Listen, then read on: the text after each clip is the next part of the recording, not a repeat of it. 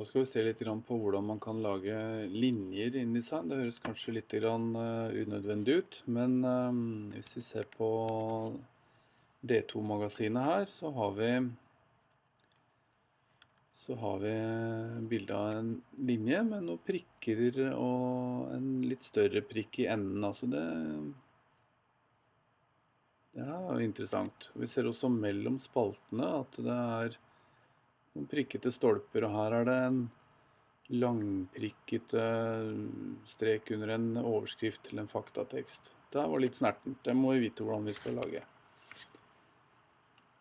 Ok, linjeverktøyet det ligger her, Line Tool. Det får man ved å trykke skråstrek. Jeg holder Shift inne sånn at linja blir rett. Sånn. Da har vi laget en linje. Ok, den linja har foreløpig ingen farge. Så må vi på Stroke og sette en farge. Sette svart i utgangspunktet. Vi lager den litt tjukkere sånn at vi ser den. 3 punkt. Ok. For å kunne trikse mer så kan vi for så vidt gå inn her. Og vi kan velge Dotted for eksempel. Da får vi den som D2-magasinet brukte. Men det er liksom ikke hele historien. Fordi din endestykke som var litt større, for å kunne gjøre noe så må vi inn på Stroke-panelet. Når vi åpner det så ser vi at her har vi muligheten til å sette type, det er greit. Så vi har Dotted, det er fint. Vi kan også sette et type startpunkt. Og de brukte jo en solid sirkel som start. De brukte en solid sirkel som slutt. Så da ser vi plutselig at vi har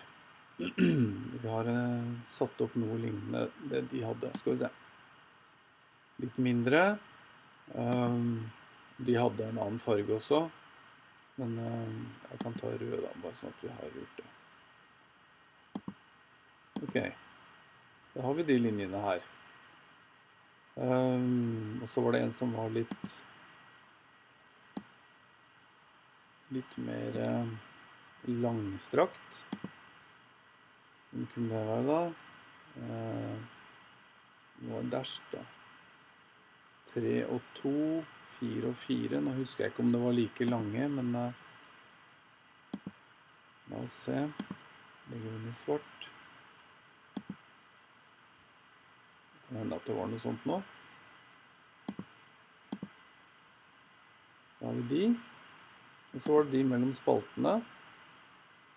Vi kan sette den her, holde Shift nede her også. De hadde vel også da Dotted, men selvfølgelig tynnere enn ett punkt. Og kanskje bare et halvt punkt. Det blir litt vanskelig for dere å se nå, men hvis vi kjører på Dotted der også, så har vi en liten feeling. Oi, den ble skikkelig puslete. Zoom inn litt. Der ser dere det. Så det er linjer i InDesign.